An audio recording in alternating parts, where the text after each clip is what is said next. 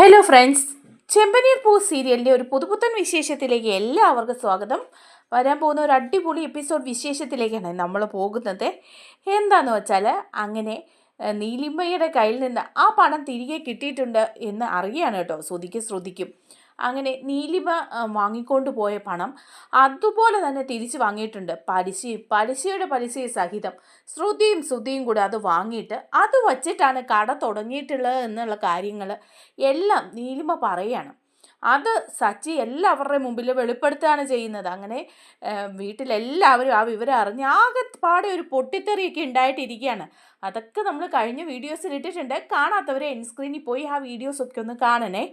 അതിനൊക്കെ ശേഷമാണ് കേട്ടോ നമ്മുടെ സച്ചിക്കൊക്കെ ഒരു സംശയം തോന്നുവാണ്. ഇവളിങ്ങനെ ഈ ശ്രുതി കടമൊക്കെ വാങ്ങണമെങ്കിലും കള്ളം പറയണമെങ്കിലും ഒക്കെ ഇവളൊരു മലേഷ്യക്കാരി തന്നെ ആയിരിക്കുമോ? ഇവളൊരു കോടീശ്വരിയാണെന്ന് പറയുന്നത് വെറുതെ ആയിരിക്കുമോ? ശരിക്കും പറഞ്ഞാൽ ഇവളുടെ അച്ഛൻ മലേഷ്യ തന്നെ ആയിരിക്കുമോ എന്നൊക്കെയുള്ള സംശയങ്ങൾ വരികയാണ്. അങ്ങനെ ശരത്തിൽ നിന്ന് ആ സത്യം അറിയും. അത് ശ്രുതിയുടെ അടുത്ത് വെളിപ്പെടുത്തുകയും ചെയ്യാണ് കേട്ടോ. ആ ഒരു വിശേഷങ്ങളിലേക്കാണ് നമ്മൾ പോകുന്നത്. നമ്മുടെ വീഡിയോ ഇഷ്ടമായാൽ ലൈക്ക് ചെയ്യണേ, ഹൈപ്പ് ചെയ്യണേ, ചാനൽ കൂടി ഒന്ന് സബ്സ്ക്രൈബ് ചെയ്ത് സപ്പോർട്ട് ചെയ്യണേ. അങ്ങനെ സച്ചി എല്ലാവരുടെ മുമ്പിൽ വിളിച്ചു പറയുകയാണ്. അപ്പോൾ പിന്നെ ചന്ദ്രയ്ക്കും എല്ലാവർക്കും നല്ല ദേഷ്യമായിട്ട് തന്നെ ഇരിക്കുക. അങ്ങനെ ആകെപ്പാടെ വിഷമിച്ചിരിക്കുകയാണ് നമ്മുടെ ശ്രുതി വിഷമിച്ചിരിക്കുന്ന സമയത്ത് സച്ചിയാണെങ്കിൽ രേവതിയോട് പറയുന്നുണ്ടേ, നിന്നെപ്പോലെ തന്നെ ഇപ്പം അമ്മയ്ക്ക് ശ്രുതിയോടും പാർലറമ്മയോടും ഇപ്പം നല്ല ദേഷ്യമാണ് കേട്ടോ, നിനക്കൊരു കൂട്ടായിട്ടുണ്ടേ എന്ന് പറയാണ്. അങ്ങനെ ഇരിക്കുമ്പോഴാണ് നമ്മുടെ രേവതി വീട്ടിൽ പോകുന്നത്. അപ്പോൾ രേവതി വീട്ടിൽ ചെന്ന് കഴിയുമ്പോഴേക്കും രേവതിയും സച്ചിയും കൂടെ പോവാണ്. അപ്പോൾ അവിടെ ചെല്ലുമ്പം ശരത്ത് ഈ കാര്യങ്ങളൊക്കെ ചോദിക്കുകയാണ് കേട്ടോ. അപ്പോൾ ഈ കാര്യങ്ങൾ അവിടെ ഡിസ്കസ് ചെയ്യുകയാണ്. അപ്പോൾ രേവതിയുടെ അമ്മ ചോദിക്കുന്നുണ്ട്, അതെ അങ്ങനെയൊക്കെയാണോ? എന്താണ് ശ്രുതി ഇങ്ങനെയൊക്കെ ചെയ്തിരിക്കുന്നത്? പണമൊക്കെ തട്ടിച്ചെടുത്ത് ഇങ്ങനെയൊക്കെ ചെയ്യാന്ന് പറഞ്ഞാലോ? അതും നീലിമ ശ്രുതിയുടെ കയ്യിൽ നിന്ന് തട്ടിക്കൊണ്ട് പോയെന്ന് പറഞ്ഞ പണം പലിശ സഹിതം അവർ വാങ്ങിച്ചെടുത്തു. എന്നിട്ട് അത് ആരോടും മിണ്ടാതെ അത് വെച്ച് കട തുടങ്ങിയിട്ട് രേവതിയുടെ അച്ഛനാണ് പണം മലേഷ്യയിൽ നിന്ന് അയച്ചു കൊടുത്തതെന്നൊക്കെ പറയാന്ന് പറഞ്ഞാൽ ഇങ്ങനെയാണ് ലക്ഷ്മി ചോദിക്കുക. അപ്പോൾ രേവതി പറയാ, അതെ അങ്ങനെയാ, ശ്രുതി അങ്ങനെയും പറയും, ശ്രുതിയും അതിന് കൂട്ടു നിൽക്കുമെന്ന് പറയാണ്. അപ്പോൾ സച്ചി പറയാ, അതെ അവനൊരു പെരും കളനാ, ദേ അവൻ്റെ ഭാര്യയുണ്ടല്ലോ ആ പാർലറമ്മ, അവൾ അതിലും ഭയങ്കരിയാ. എന്തായാലും രണ്ടുപേരും കൂടിയിട്ട് ആകെ മൊത്തം പ്രശ്നമാക്കി വെച്ചിരിക്കുക. അച്ഛൻ്റെ പണം കിട്ടി, ഞങ്ങൾക്ക് എല്ലാവർക്കും അവകാശപ്പെട്ട ആ പണം രണ്ടെണ്ണം കൂടെ മുക്കിയിരിക്കുക എന്ന് പറയാം. അപ്പോൾ അതിൻ്റെ പേരിൽ പ്രശ്നങ്ങളൊന്നും ഉണ്ടായില്ലേന്ന് ചോദിക്കുക രേവതിയുടെ അമ്മ. അപ്പോൾ രേവതി പറയാം, പിന്നെ പ്രശ്നങ്ങളുണ്ടായോ എന്ന്, വീട്ടിലൊരു ഭൂകമ്പം തന്നെ ഉണ്ടായി. അമ്മയ്ക്കാണെങ്കിൽ നല്ല ദേഷ്യം വന്നിട്ട് അമ്മ കാരണം നോക്കിയൊന്ന് കൊടുത്തു എന്ന് പറയുകയാണ് കേട്ടോ ശ്രുതിയുടെ. അപ്പം ലക്ഷ്മി പറയാനേ, അത് രേവതി മോളെ നിന്നോടല്ലായിരുന്നോ ചന്ദ്രയ്ക്ക് ദേഷ്യം? ഭയങ്കര ഇഷ്ടമല്ലായിരുന്നോ ശ്രുതിയോട്? എന്നിട്ട് ശ്രുതിയുടെ കരണം നോക്കി അടിച്ചെന്നോ? അപ്പോൾ ചന്ദ്രയ്ക്ക് നല്ല ദേഷ്യമായിട്ടുണ്ടാവുമല്ലോ എന്ന് പറയുക. അപ്പോൾ സച്ചി പറയുന്നുണ്ട്, ആ അടിയൊക്കെ കിട്ടേണ്ടതാ പാർലറേടത്തേക്ക്, കാരണം അതുപോലുള്ള പണികളാ. ശ്രുതി ഒരു പൊട്ടന്, അവൻ അത്രയ്ക്കധികം ബുദ്ധിയൊന്നുമില്ല. അവനെ നീലിമ പറ്റിച്ചുകൊണ്ട് പോയ പണം തിരികെ മേടിക്കാൻ പോലെയുള്ള കഴിവൊന്നും അവനില്ല. പിന്നെ എന്താന്ന് വെച്ചാൽ അവന് ഈ ശ്രുതി പറഞ്ഞു കൊടുത്ത ബുദ്ധി വെച്ചിട്ടായിരിക്കും ആ പണവും അതിൻ്റെ പലിശയും വാങ്ങിച്ചത്. പണവും പലിശയും കിട്ടിയെങ്കിലും അവൻ വീട്ടിൽ കൊണ്ടുവന്ന് അച്ഛനെ അറിയിച്ചേനെ. പക്ഷെ അത് അറിയിക്കാൻ സമ്മതിക്കാതിരുന്നതും ഈ പാർലറിടത്തിൽ തന്നെയാണ്. കാരണം അവർക്ക് കാഞ്ഞ കുരുട്ടുബുദ്ധിയാ. അവരായിരിക്കും പറഞ്ഞത്, ഇത് തൽക്കാലം വീട്ടിൽ കൊടുക്കണ്ട, നമുക്ക് കട തുടങ്ങാമെന്നും അവരുടെ അച്ഛൻ മലേഷ്യയിൽ നിന്ന് അയച്ചു കൊടുത്തതാന്ന് എല്ലാവരോടും പറയാമെന്നും ഒക്കെ. അതുകൊണ്ടാണ് പൊട്ടൽ ശ്രുതി അങ്ങനെ ചെയ്തത്. അപ്പോൾ അത് കേൾക്കുമ്പോഴേക്കും ശരത്ത് പറയാണ്, ആ അങ്ങനെ ആവാനേ വഴിയുള്ളൂ. ഞാനൊരു കാര്യം ചോദിക്കുന്നതുകൊണ്ട് നിങ്ങൾക്കൊന്നും തോന്നരുതെന്ന് പറയുമ്പം സജി പറയാം, എന്താ ശരത്തെ, എന്താടാന്ന് ചോദിക്കുക. അപ്പം പറയുന്നുണ്ട്, ഈ പറയുന്ന ശ്രുതി എന്ന് പറയുന്ന അവർ മലേഷ്യക്കാരി തന്നെയാണോ? അവരുടെ അച്ഛനൊരു കോടീശ്വരൻ തന്നെയാണോ എന്ന് ചോദിക്കുക. അപ്പം രേവതി പറയുന്നുണ്ട്, എന്താണ് ശരത്തെ നിനക്ക് സംശയം? ശ്രുതി പറഞ്ഞിരിക്കുന്നത് ശ്രുതിയുടെ അച്ഛൻ മലേഷ്യയിലാണെന്നും അവിടെ ജയിലിലാണ് ഇപ്പോഴൊന്നും ഒക്കെയാ. പിന്നെ കോടികളുടെ സ്വത്തുണ്ടെന്നാണ് പറഞ്ഞത്. അതൊക്കെ നേരായിരിക്കടാ. പിന്നെ നമുക്ക് യാതൊരു തെളിവും ഇല്ലല്ലോ എന്ന് രേവതി പറയാം. അപ്പം സച്ചിയും പറയാം, നീ ഇപ്പോൾ പറഞ്ഞതിൽ കാര്യമുണ്ട് ശരത്തെ. ഈ പറഞ്ഞത് സത്യമാണോ എന്നുള്ള കാര്യത്തിൽ എനിക്കും നല്ല സംശയമുണ്ട്. കാരണം എങ്ങനെയാണ് പാർലറിടത്തേക്ക് ഇത്രയും പണം കിട്ടുന്നതെന്ന് അറിയില്ല. പക്ഷേ അവരുടെ അച്ഛൻ മലേഷ്യ ജയിലിലാണെന്ന് പറഞ്ഞ് കളിക്കാൻ തുടങ്ങിയിട്ട് കുറച്ച് നാളായി. ഇടയ്ക്ക് ചെറിയച്ഛൻ എന്ന് പറഞ്ഞ ഒരാളെ ഇവിടെ കൊണ്ടുവരികയും ചെയ്തു. അയാൾ ആളത്ര വെടുപ്പാണെന്ന് തോന്നുന്നില്ല. ഒരു കള്ള ചെറിയച്ഛൻ്റെ ലക്ഷണങ്ങളെല്ലാം ഉണ്ട്. അങ്ങനെയൊക്കെ പറയുമ്പം എനിക്ക് നല്ല സംശയമുണ്ട്. എന്തൊക്കെയോ കള്ളത്തരം മണക്കുന്നുണ്ട്. പക്ഷേ ആ വിവരമൊന്നും ശ്രുതിക്കറിയാമെന്ന് എനിക്ക് തോന്നുന്നില്ല എന്ന് പറയാം. അപ്പോൾ ശരത്ത് പറയുന്നുണ്ട്, അതെ, ഞാനിപ്പോൾ ഇത് പറയാൻ ഒരു കാരണമുണ്ട്. കാര്യം, ഈ ശ്രുതി എന്ന് പറയുന്നവരെ ആൻ്റണിയുടെ കയ്യിൽ നിന്ന് ഒരുപാട് പണം കടം വാങ്ങിയിട്ടുണ്ട്. ലക്ഷങ്ങളാ പണം കടം വാങ്ങിയിരിക്കുന്നത്. ആൻ്റണിയുമായിട്ട് ഇവർക്ക് നല്ല ബന്ധമുണ്ട് എന്ന് പറയണം. അപ്പം സച്ചി ചോദിക്കുന്നുണ്ട്, നീ കണ്ടോ ശ്രുതി അവിടുന്ന് പണം വാങ്ങുന്നത്? നീ ഇത്ര ഉറപ്പിച്ച് പറയാൻ? ഞാൻ പല പ്രാവശ്യവും കണ്ടിട്ടുണ്ട് ആൻ്റണിയുടെ കയ്യിൽ നിന്ന് ലക്ഷങ്ങൾ കടം വാങ്ങുന്നതും അതിൻ്റെ പലിശ കൊടുക്കുന്നതും ഒക്കെ. അവർ തമ്മിൽ നല്ല ബന്ധത്തിലാണ്. ആൻ്റണിക്ക് വേണ്ടി എന്തും ചെയ്യാൻ തയ്യാറാണ് ഈ ശ്രുതി എന്ന് പറയാണ്. അപ്പോൾ ഉടനെ തന്നെ സച്ചി പറയുന്നുണ്ട്, അപ്പോൾ അങ്ങനെയാണെങ്കിൽ ആ വീഡിയോ ലീക്ക് ചെയ്തതൊക്കെ ആൻ്റണി ആയത് എങ്ങനെയാണെന്നുള്ളതിൽ ഏകദേശ ധാരണയൊക്കെ ആയല്ലോ എന്ന് പറയാം. അപ്പോൾ ഉടനെ ശരത്ത് പറയുന്നുണ്ട്, ശരിയാ, ഞാൻ സച്ചിയുടെ അമ്മയുടെ കയ്യിൽ നിന്ന് പണം തട്ടിയെടുക്കുന്ന വീഡിയോ സച്ചിയുടെ ഫോണിലല്ലേ ഉണ്ടായിരുന്നത്. അത് ആൻ്റണി തന്നെയാണ് പുറത്തിറക്കിയത്. അത് ആൻ്റണി പുറത്ത് വിടണമെങ്കിൽ അത് ആൻ്റണിക്ക് കിട്ടണ്ടേ? സച്ചിയേട്ടൻ്റെ ഫോൺ എടുത്തിട്ട് ആ വീഡിയോ സെൻഡ് ചെയ്ത് കൊടുക്കാൻ പറ്റുന്ന ആൾ ഈ പറയുന്ന ശ്രുതി എന്ന് പറയുന്നവരല്ലേ? അവരായിരിക്കും ചിലപ്പോൾ അത് ചെയ്തത് എന്ന് ശരത്ത് പറയാം. അപ്പം സച്ചിൻ പറയുന്നുണ്ട്, ശരിയാടാ, ഇതിലൊക്കെ എന്തോ പന്തികേടുണ്ട്. ശ്രുതി കോടീശ്വരിയാണോ എന്നുള്ള കാര്യത്തിൽ എനിക്ക് സംശയമുണ്ടെന്ന് പറയാം. അപ്പോൾ ശരത്തും പറയും, എനിക്ക് സംശയമുണ്ട്. അല്ല പിന്നെ ഒരു കോടീശ്വരിക്ക് ഇത്രയും പണം പലിശയ്ക്ക് വാങ്ങേണ്ട കാര്യമുണ്ടോ? പല പ്രാവശ്യമായിട്ട് ലക്ഷങ്ങൾ വാങ്ങിയിട്ടുണ്ടെന്നേ. അവരിപ്പോഴും നല്ല ഇടപാടുണ്ട് എന്ന് പറയാം. അപ്പം രേവതി പറയുന്നുണ്ട്, എടാ, നീ ഇപ്പോഴും ആ ആൻ്റണിയായിട്ട് നല്ല ബന്ധത്തിൽ തന്നെയാണെന്ന് തോന്നുന്നല്ലോ. അപ്പോൾ ശരത്ത് പറയാം, ഞാനിപ്പോൾ ആൻ്റണിയുടെ അടുത്തേക്കൊന്നും പോകാറില്ല. ആൻ്റണിയുമായിട്ട് എനിക്ക് കണക്ഷനും ഇല്ല. പക്ഷേ ഇത് നേരത്തെ കാര്യമാണ് പറഞ്ഞത്. ഞാൻ ആൻ്റണിക്ക് വേണ്ടി ജോലി ചെയ്തുകൊണ്ടിരുന്ന സമയത്ത് പലപ്പോഴും ഇവരവിടെ വരുന്നതും പണം വാങ്ങുന്നതും ഞാൻ നേരി കണ്ടിട്ടുണ്ടെന്ന് പറയാണ്. അപ്പം രേവതി സച്ചിയും പരസ്പരം നോക്കുക. എന്നിട്ട് സച്ചി പറയുന്നുണ്ട്, ഇതിനൊരു തെളിവ് വേണമല്ലോ നമുക്ക്. എന്തെങ്കിലും സത്യം തെളിയും. അവൾ പറയുന്നത് കള്ളത്തരം ഉണ്ടെന്ന് തന്നെയാണ് എൻ്റെ മനസ്സ് പറയുന്നതെന്ന് പറയാം. അങ്ങനെ അവർ വീട്ടിലേക്ക് പോവുക. വീട്ടിൽ പോകുന്ന വഴി ഫുഡൊക്കെ വാങ്ങിയിട്ടാണ് പോകുന്നത് കേട്ടോ, രേവതിയും സച്ചിയും. അങ്ങനെ ഫുഡൊക്കെ വാങ്ങി അവിടെ ചെല്ലുമ്പം ഉടനെ തന്നെ ശ്രുതി വന്നിട്ട് ചോദിക്കുകയാണ്, സച്ചി, രേവതി ഇതുവരെ എവിടെ പോയിരിക്കുകയായിരുന്നു എന്ന് ചോദിക്കുക. അപ്പോൾ ഉടനെ തന്നെ ചന്ദ്രൻ പറയാം, അവളിങ്ങനെ കറങ്ങി നടക്കുകയല്ലേ, ഈ വീട്ടിലെ അടുക്കള ജോലികളൊന്നും ചെയ്യാൻ ഇപ്പോൾ അവൾക്ക് നേരെയില്ല, അവളൊന്നും മര്യാദയ്ക്ക് ചെയ്യുന്നുമില്ല എന്ന് പറയാണ്. അപ്പോൾ സച്ചി പറയാം, രേവതി വേറെങ്ങും പോയതല്ല, ഇവൻ കൊണ്ട് പണം കളഞ്ഞില്ലേ, 30 ലക്ഷം രൂപ വീടിന് അഡ്വാൻസ് കൊടുത്തില്ലേ, അത് ആ വാങ്ങിക്കൊണ്ട് പോയ ആളുടെ ഒരു ബന്ധു ഒരു സിനിമാ നടനുണ്ടെന്ന് പറഞ്ഞില്ലേ, അവരുടെ വീട്ടിൽ വിവരങ്ങൾ ശേഖരിക്കാൻ വേണ്ടി രേവതി പോയതാ. അവരുടെ വീട്ടിൽ നിന്ന് മാലയുടെ ഓർഡറും എടുത്തു. അങ്ങനെ ആകുമ്പോൾ അവരുടെ വിവരങ്ങൾ ശേഖരിച്ച് അയാളിലേക്ക് എത്താവല്ലോ എന്ന് വിചാരിച്ചാൽ രേവതി പോകുന്നതെന്ന് പറയാം.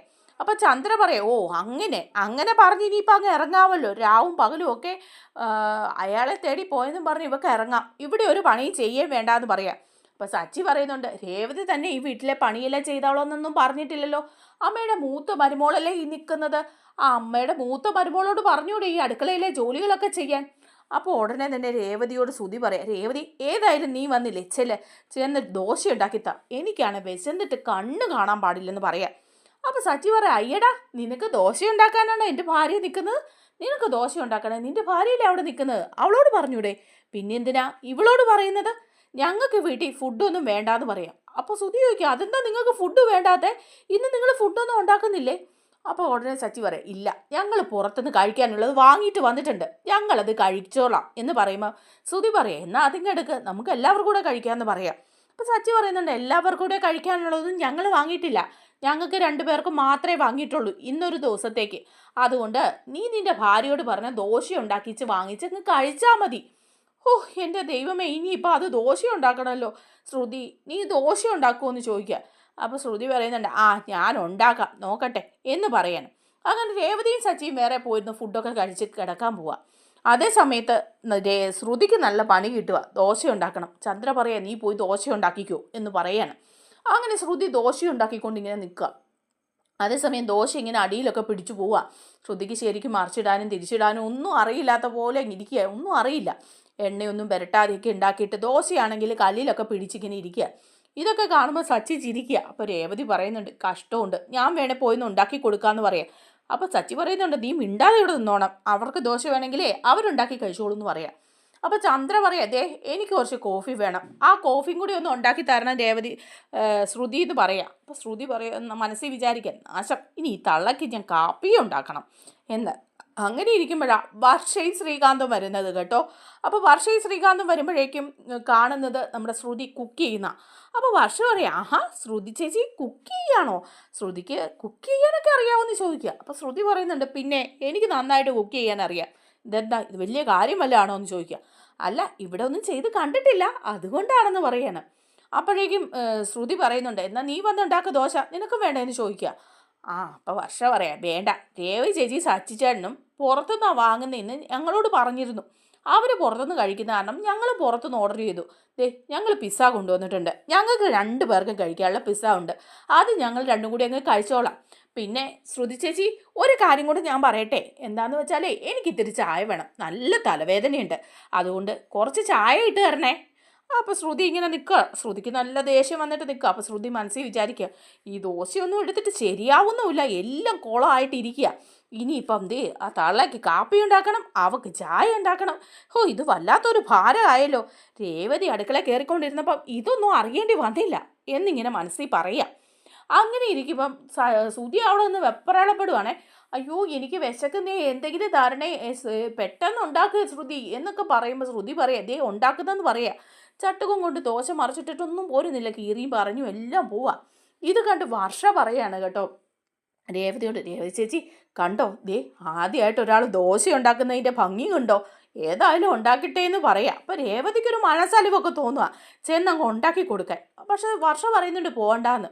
അപ്പോൾ എന്താ ദോശയ്ക്ക് കൂട്ടിക്കഴിക്കാൻ എന്താന്ന് ചോദിക്കുക ശ്രുതി.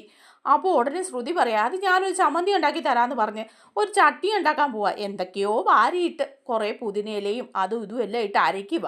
അപ്പോൾ ഇതെല്ലാം കണ്ടിട്ട് ഒന്നും അറിയത്തില്ല കേട്ടോ ശ്രുതിക്ക്. ഇതെല്ലാം കണ്ട് നോക്കി നിന്ന് രേവതിക്ക് അങ്ങ് വിഷമാവോ, എന്ത് തരം ചട്നിയാണോ ഇതുണ്ടാക്കുന്നത്, കുറേ മുളകും ഒക്കെ ഇട്ടു. അപ്പോൾ ശ്രുതിയോട് ഉടനെ തന്നെ വർഷയോട് പറയാം, വർഷേ എന്ത് ചട്നിയാണ് ഉണ്ടാക്കുന്നത്, ഇത് വായി വെച്ച് കഴിക്കാൻ കൊള്ളില്ല, അമ്മയും ശ്രുതിയൊക്കെ എങ്ങനെ കഴിക്കും, ഞാൻ പോയി ഒന്ന് സഹായിച്ചു കൊടുക്കട്ടെ എന്ന് ചോദിക്കുക.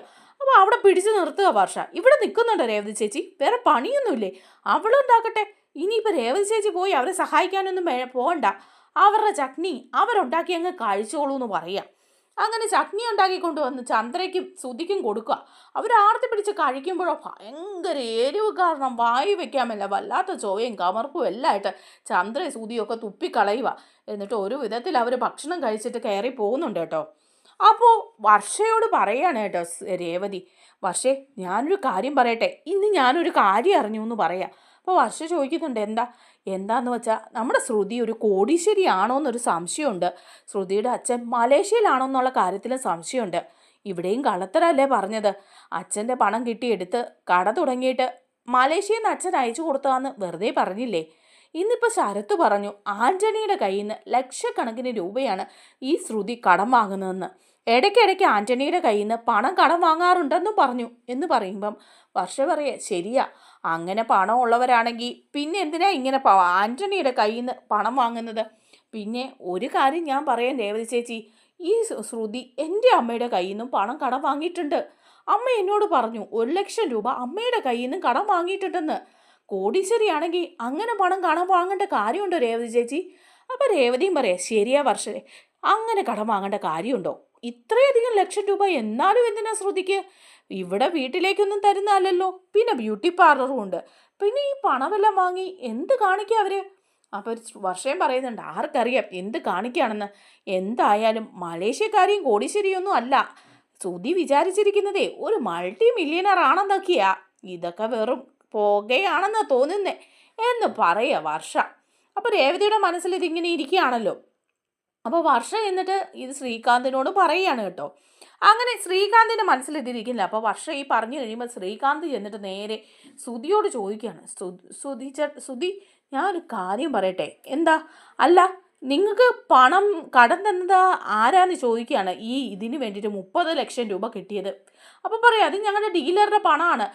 അപ്പോൾ പറയുന്നുണ്ട്, സച്ചി അയാളെ അന്വേഷിച്ച് നടക്കുന്നുണ്ട് കേട്ടോ, ആ പണം തിരികെ കിട്ടുവാണെങ്കിൽ നമുക്കെല്ലാം എടുക്കണമെന്ന് പറയുമ്പം ഉടനെ ശ്രുതി പറയാം, ഇല്ല അതൊന്നും നടക്കില്ല, അത് ഡീലറുടെ കയ്യിൽ നിന്ന് വാങ്ങിയ പണമാണ്, അത് ഞങ്ങളുടെ പണമാണ്, അത് അയാൾക്ക് തിരിച്ചു കൊടുക്കേണ്ടതാ, അല്ലാതെ ആ പണം അച്ഛൻ്റെ പണമായിട്ടൊന്നും കൂട്ടിക്കുഴയ്ക്കാൻ പറ്റില്ലെന്ന് പറയാം. അപ്പോൾ ഉടനെ തന്നെ പറയുന്നുണ്ട് ശ്രീകാന്ത്, അതെ ശ്രുതി, അങ്ങനെയാണെങ്കിൽ അച്ഛൻ്റെ പണം കൊണ്ട് നിങ്ങൾ കട തുടങ്ങിയില്ലേ, എന്നിട്ട് തൻ്റെ ഭാര്യയുടെ വീട്ടിൽ നിന്ന് കൊണ്ടുവന്നാണെന്നല്ലേ പറഞ്ഞത്. ഞാനൊരു കാര്യം ചോദിക്കട്ടെ, ശരിക്കും തൻ്റെ ഭാര്യ ഒരു മൾട്ടി മില്യണറാണോ? അങ്ങനെ ഒരു കോടീശ്വരിയാണെങ്കിൽ ഇങ്ങനെ അവിടുന്ന് ഇവിടുന്ന് പണം കടം വാങ്ങേണ്ട കാര്യം നിങ്ങൾക്ക് എന്താ? ശ്രുതിയുടെ അച്ഛനോട് ചോദിച്ചാൽ പോരെയെന്ന് ചോദിക്കാം. അപ്പം ഉടനെ തന്നെ പറയും ശ്രുതി, അതെ ശ്രുതിയുടെ അച്ഛൻ മലേഷ്യ ജയിലിൽ കിടക്കുന്നത് കൊണ്ടാണ്, ഇല്ലെങ്കിൽ ഇപ്പം ഞങ്ങൾക്ക് ഒരു പണത്തിനും ബുദ്ധിമുട്ടില്ല, ചോദിക്കേണ്ട താമസം, കാശ് കിട്ടിയേനെ. അപ്പോൾ ഉടനെ ശ്രീകാന്ത് പറയുന്നുണ്ട്, ശരിയാ, എൻ്റെ ഒരു സംശയം ഞാൻ ചോദിച്ചെന്നേ ഉള്ളൂ. എൻ്റെ മാത്രമല്ല, ഈ വീട്ടിൽ എല്ലാവർക്കും അങ്ങനെ ഒരു സംശയമുണ്ട്, ശ്രുതി ഒരു കോടീശ്വരിയാണോ അതോ കള്ളം പറയുന്നതാണോ എന്ന്. ഏതായാലും മലേഷ്യക്കാരിയായ ചേട്ടന് കൊള്ളാം, അല്ലെങ്കിൽ നമുക്കറിയാം എന്ന് പറഞ്ഞിട്ട് അങ്ങോട്ട് ശ്രീകാന്തും പോവാണ്. അതേസമയം രേവതി സച്ചിയും കൂടെ ഇങ്ങനെ സംസാരിക്കുക. അപ്പം രേവതി പറയുന്നുണ്ട്, എന്തൊക്കെയോ കള്ളത്തരമുണ്ട് സച്ചിയേട്ടാ, അല്ലെങ്കിൽ ഒന്നുമില്ല, അന്നത്തെ ആ വീഡിയോ ലീക്കായതും ഈ ശ്രുതി വഴിയാണെന്നാണ് തോന്നുന്നത്. ആൻ്റണിയായിട്ട് നല്ല ബന്ധാന്ന് പറഞ്ഞില്ലേ, ആൻ്റണിയാണെങ്കിൽ ഒരു നെറികെട്ടവൻ, നമ്മളെ എങ്ങനെയൊക്കെ തരം താഴ്ത്താവോ എന്ന് വിചാരിച്ച് നടക്കുക. ആൻ്റണിയുടെ നമ്പർ 1 ശത്രു സച്ചിയേട്ടനുമാ. അങ്ങനെ ഒരാളെ സഹായിക്കാൻ ഈ വീട്ടിലൊരാളുണ്ടെങ്കിൽ അത് ആ ആൻ്റണിയുടെ കയ്യിൽ നിന്ന് പണം വാങ്ങുന്ന ശ്രുതി തന്നെ ആയിരിക്കില്ലേ സച്ചിയേട്ടാന്ന് ചോദിക്കുക. അപ്പോൾ സച്ചി പറയുന്നുണ്ട്, സംശയമില്ല, ഇവരൊരു കോടീശ്വരിയാണെന്നൊന്നും പറയുന്നത് ഞാൻ അന്നും വിശ്വസിച്ചിട്ടില്ല, ഇന്നും വിശ്വസിച്ചിട്ടില്ല. അതുപോലെ തന്നെ അവരുടെ അച്ഛൻ അമ്മ എന്നൊക്കെ പറയുന്നത് സാങ്കല്പിക കഥാപാത്രങ്ങളല്ലേ, അവരെ ആരെയും നമ്മളാരും നേരി കണ്ടിട്ടില്ലല്ലോ. മലേഷ്യയിലുണ്ടെന്നും മലേഷ്യയിൽ ജയിലിലാണെന്നും ഒക്കെ അവൾ പറയുന്നതല്ലേ നമ്മൾ അറിയുന്നുള്ളൂ. പക്ഷേ പണമൊക്കെ ഇങ്ങനെ ഇത്രയും കടം വാങ്ങണമെന്നുണ്ടെങ്കിൽ ഇവർക്ക് എന്താ ഇത്ര ചെലവ് എന്ന് ചോദിക്കുക. അപ്പോൾ രേവതിയും പറയുന്നുണ്ട്, അതറിയില്ലല്ലോ സച്ചിയേട്ടാ, എന്തായാലും ഈ വിവരം ശ്രുതിയോടൊന്ന് ചോദിച്ചിട്ടേ ഉള്ളൂ എന്ന് പറയാണ്. അങ്ങനെ ശ്രുതിയുടെ അടുത്ത് ചെന്ന് സച്ചി ചോദിക്കുക, എടാ ശ്രുതി, ഞാനൊരു കാര്യം ചോദിക്കട്ടെ, ആ നീനിമ തന്ന പണം കൊണ്ട് നിങ്ങൾ കട തുടങ്ങി, പക്ഷേ ശ്രുതിയുടെ അച്ഛൻ അയച്ചു തന്നതാണെന്ന് പറയുകയും ചെയ്തു. ശരിക്കും നിന്റെ ഭാര്യ ഒരു മൾട്ടി മില്യനർ തന്നെയാണോ? നീ ഇവിടെ പറയുന്നത് എൻ്റെ ഭാര്യ ഒരു മൾട്ടി മില്യനർ ആണെന്നാണല്ലോ. അവളൊരു കോടീശ്വരി തന്നെയാണോ അതോ ഏതെങ്കിലും കുപ്പത്തൊട്ടിയിൽ നിന്ന് കിട്ടിയതാണോ എന്ന് ചോദിക്കുക. അപ്പോൾ ശ്രുതി പറയാം, നീ എന്താണ് അങ്ങനെ ചോദിച്ചത്? ശ്രുതിയെക്കുറിച്ചിട്ടാണോ ഇങ്ങനെയൊക്കെ പറയുന്നത്? ശ്രുതിയുടെ അച്ഛൻ മലേഷ്യയിലുണ്ട്, അതുപോലെ അവരുടെ കുടുംബം എല്ലാം മലേഷ്യയിലാണ്, ശ്രുതി വളർന്നതും മലേഷ്യയിലാണ്, പിന്നെ കോടീശ്വരി, അവള് കോടീശ്വരി. അപ്പോൾ സച്ചി ചോദിക്കുക, ഇങ്ങനൊരു കോടീശ്വരിയാണെങ്കിലേ പിന്നെ എന്തിനാ അവൾ ഈ ആൻ്റണിയുടെ കയ്യിൽ നിന്ന് പണമെല്ലാം കടം വാങ്ങുന്നത്? അപ്പോൾ ശ്രുതി ചോദിക്കുക, ആൻ്റണിയുടെ കയ്യിൽ നിന്ന് കടം വാങ്ങിയെന്നോ? നീ വെറുതെ നുണ പറയരുത്. അല്ല, നുണയൊന്നുമല്ല, ഞങ്ങൾ അറിഞ്ഞ വിവര, ശരത്ത് ഞങ്ങളോട് എല്ലാ കാര്യവും പറഞ്ഞു. പല പ്രാവശ്യമായിട്ട് നിന്റെ ഭാര്യ ലക്ഷക്കണക്കിന് രൂപയാണ് ആൻ്റണിയുടെ കയ്യിൽ നിന്ന് വാങ്ങിയത്. അങ്ങനെ ഒരു കോടീശ്വരിയാണെങ്കിൽ, മലേഷ്യക്കാരിയാണെങ്കിൽ ഇവക്കിങ്ങനെ കടം വാങ്ങേണ്ട കാര്യമുണ്ടോ? അതുകൊണ്ടാണ് സംശയത്തിൽ ഞാൻ ചോദിച്ചത്. അല്ല, നീ ഇതൊന്നും അറിഞ്ഞിരിക്കുന്നത് നല്ലതാന്ന് പറയാം. അപ്പം ശ്രുതി പറയാ, നീ എന്താ പറഞ്ഞത്? അങ്ങനെയൊന്നും പറയണ്ട സച്ചി, അങ്ങനെ ശ്രുതിയെക്കുറിച്ച് മോശമൊന്നും പറയാൻ പറ്റില്ല, അവളൊരു കോടീശ്വരി തന്നെയാണ്, നീ കണ്ടോണം, അവളുടെ അച്ഛൻ ജയിലിൽ നിന്ന് ഇറങ്ങുമ്പോഴേ ഞങ്ങളിവിടെ പണം വാരി എറിയും എന്ന് പറയാം. സച്ചി പറഞ്ഞു, ആയിക്കോട്ടെ, നിനക്ക് ഞാനൊരു മുന്നറിയിപ്പ് തന്നേ ഉള്ളൂ എന്ന് പറയുക. അത് കഴിയുമ്പോൾ നമ്മുടെ ശ്രുതിക്ക് ആകെ ടെൻഷൻ ആവുക. ശ്രുതി എന്നിട്ട് ശ്രുതിയോട് ചോദിക്കുക, അതെ ശ്രുതി, ഞാനൊരു കാര്യം ചോദിക്കട്ടെ, നിൻ്റെ അച്ഛൻ ശരിക്കും മലേഷ്യ തന്നെയാണോ എന്ന് ചോദിക്കുക. അപ്പോൾ ശ്രുതി അങ്ങ് ഞെട്ടിപ്പോവാണേ. അപ്പോൾ ഉടനെ തന്നെ ശ്രുതി ചോദിക്കുക, എന്താ ശ്രുതി ഇങ്ങനെയൊക്കെ ചോദിക്കുന്നേ? അല്ല, നീ അന്ന് അച്ഛൻ പണം അയച്ചു തരുമെന്ന് പറഞ്ഞിട്ട് ഒന്നും തന്നില്ല. അതുപോലെ തന്നെ ദേ ഇപ്പം ആ സച്ചി പറയാം, നീ ആൻ്റണിയുമായി നല്ല അടുത്ത ബന്ധത്തിലാണെന്നും ആൻ്റണിയുടെ കയ്യിൽ നിന്ന് ഒരുപാട് പണമൊക്കെ നീ കടം വാങ്ങിയിട്ടുണ്ട് എന്നും, ലക്ഷക്കണക്കിന് രൂപ. അപ്പം പെട്ടെന്ന് ഞെട്ടിപ്പോവാണ് ശ്രുതി. സച്ചി പറഞ്ഞെന്നോ? സച്ചിയോട് ഇത് ആര് പറഞ്ഞു എന്ന് ചോദിക്കാം. അപ്പോൾ നീ ശ്രുതി പറയാം, അതെ, അവൻ്റെ അളിയനില്ലേ ആ ശരത്ത്, അവൻ ആൻ്റണിയുടെ ജോലിക്കാരനല്ലായിരുന്നോ, അവൻ കണ്ടിട്ടുണ്ടെന്ന് അവൻ തെളിവ് സഹിതം പറഞ്ഞെന്ന്. അപ്പം പെട്ടെന്ന് ശ്രുതി ആലോചിക്കാനേ, ശരിയാണല്ലോ, ഈ ശരത്ത് അവിടുത്തെ ജോലിക്കാരനായിരുന്നല്ലോ, ഞാൻ ആ കാര്യം മറന്നുപോയി, അവൻ പലതും കണ്ടിട്ടുമുണ്ട്, അവനായിരിക്കും സച്ചിയോട് ഇവരെല്ലാം പറഞ്ഞു കൊടുത്തത്. ആ എന്തേലും പറഞ്ഞ് നിൽക്കാമെന്ന് പറഞ്ഞിട്ട് ശ്രുതിയോട് പറയാണേ, അതെ, ഞാൻ അങ്ങനെയൊന്നും ഇല്ലെന്നേ, ഇതൊക്കെ ആ ശരത്ത് വെറുതെ കെട്ടിച്ചമയ്ക്കുന്ന, നമ്മളെ നാണം കെടുത്താൻ വേണ്ടി സച്ചി അതെടുത്ത് പ്രയോഗിക്കുന്ന, ഇതൊന്നും ശ്രുതി വിശ്വസിക്കണ്ട, ഞാനുള്ള സത്യമല്ല ശ്രുതിയോട് പറഞ്ഞാലേ, എന്നിട്ട് ശ്രുതി എന്നെ വിശ്വസിക്കാതിരുന്ന അതെങ്ങനെ എനിക്ക് സഹിക്കാൻ പറ്റുന്നേ? ഈ പെരട്ടി വിഷമോ. ഇവിടെ ഇപ്പം നമ്മൾ രണ്ടുപേരും കൂടെ ഒരു തെറ്റ് ചെയ്തിട്ട് എന്നെ മാത്രമല്ല ഈ വീട്ടിലുള്ളവരെല്ലാം അമ്മ ഉൾപ്പെടെ കുറ്റപ്പെടുത്തിയുള്ളൂ. ശ്രുതി എന്നെ എല്ലാവരുടെ മുമ്പിൽ തള്ളിയിട്ട് കൊടുക്കലായിരുന്നോ? ഇനിയിപ്പോൾ ഇതുകൂടി പറ, എനിക്കിതൊന്നും സഹിക്കാനുള്ള ശക്തിയില്ല എന്നിങ്ങനെ പറഞ്ഞ് കരയുക. അപ്പോൾ ശ്രുതി പറയുന്നുണ്ട്, അയ്യോ വേണ്ട ശ്രുതി, നീ കരയണ്ട, ഞാൻ വെറുതെ ചോദിച്ചെന്നേ ഉള്ളൂ, ഒരു സംശയത്തിൻ്റെ പേരിൽ. എനിക്ക് നിന്നെ വിശ്വാസമാണ് എന്നൊക്കെ നമ്മുടെ സുധിയും പറയുന്നുണ്ട് കേട്ടോ.